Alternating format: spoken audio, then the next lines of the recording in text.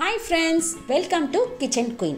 இன்னைக்கு நம்ம பார்க்க போற ரெசிபி மசாலா முட்டை பஜ்ஜி. நார்மலி நம்ம முட்டை பஜ்ஜி வந்து வெறும் கடலை மாவு மிக்ஸ் பண்ணி அந்த மாதிரி செய்வோம். இது கொஞ்சம் வித்தியாசமா வெங்காயம் எல்லாம் சேர்த்து செய்ய போறோம். இது எப்படி செய்யறதுன்றதை இந்த வீடியோவை நீங்க ஸ்கிப் பண்ணாம பாருங்க, உங்களுக்கு நல்லா புரியும். வாங்க இப்போ வீடியோக்குள்ள போலாம்.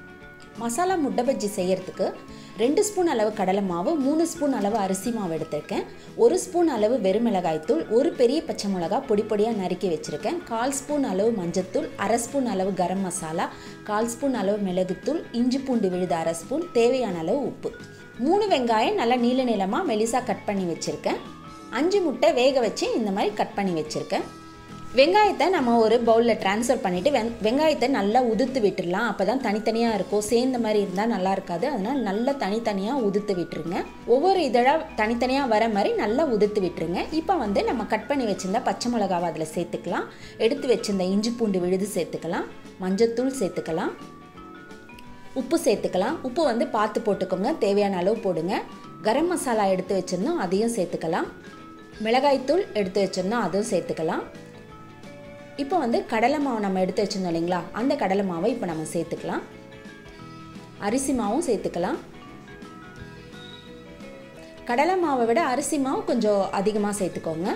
நம்ம மிளகுத்தூள் எடுத்து வச்சுருந்தோம், அதுவும் சேர்த்துக்கலாம். கொஞ்சமாக ஆப்ப சோடா சேர்த்துக்கலாம். உங்களுக்கு வேணும்னா ஆப்ப சோடா சேர்த்துக்கோங்க, இல்லைன்னா நீங்கள் ஸ்கிப் பண்ணிக்கோங்க. சேர்த்துட்டு எல்லாத்தையும் நல்லா பிசைஞ்சு விட்டுருங்க.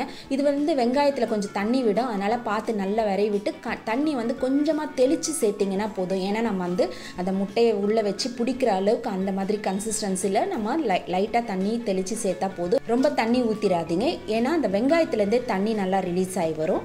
சப்போஸ் உங்களுக்கு தண்ணி கொஞ்சம் அதிகமான மாதிரி தெரிஞ்சதுன்னா நீங்கள் கடலை மாவு போட்டு அட்ஜஸ்ட் பண்ணிக்கோங்க. இப்போது அந்த வெங்காயம் மாவு எல்லாம் நல்லா சேர்ந்து நல்லா ரெடி ஆகிடுச்சு. நம்ம வந்து இப்போது முட்டையை உள்ளே வச்சு நம்ம ரெடி பண்ணிக்கலாம். கொஞ்சமாக இந்த மாதிரி மாவு எடுத்துக்கோங்க. இப்போ நல்லா தட்டி விட்டுட்டு உள்ளே வந்து முட்டையை வச்சுட்டு மேலே கொஞ்சம் மாவு அந்த மாதிரி வச்சுட்டு நல்லா உருண்டையாக பிடிச்சிக்கோங்க. நார்மலி நம்ம வந்து முட்டை பஜ்ஜிக்கு வந்து பஜ்ஜியில் அந்த மாவில் வந்து நம்ம முட்டையை துவைச்சி அந்த மாதிரி டிப் பண்ணி எடுத்து நம்ம ஃப்ரை பண்ணுவோம். இது வந்து இந்த மாதிரி நம்ம வெங்காயம் இந்த மசாலாலாம் சேர்த்து உள்ள முட்டையோட இது நம்ம சாப்பிட்றதுக்கு ரொம்பவே டேஸ்ட்டாக இருக்கும். முட்டையை உள்ளே வச்சு இந்த மாதிரி நல்லா உருட்டி எல்லாத்தையும் இந்த மாதிரி எடுத்து வச்சுக்கோங்க. எப்போவுமே நம்ம வந்து முட்டை பஜ்ஜிக்கு வந்து பஜ்ஜி மாவில் வந்து முட்டையை முக்கிட்டு நம்ம போடுவோம். அதில் வெங்காயம்லாம் நம்ம எதுவும் சேர்க்க மாட்டோம். இது வந்து நம்ம கொஞ்சம் வித்தியாசமாக வெங்காயம் மசாலாலாம் சேர்த்து செய்கிறதுனால இது சாப்பிட்றதுக்கு ரொம்ப நல்லா அந்த வெங்காயத்தோடைய கிறிஸ்பியாக ரொம்ப சாப்பிட்றதுக்கு அவ்வளோ ஒரு டேஸ்ட்டாக இருக்கும்.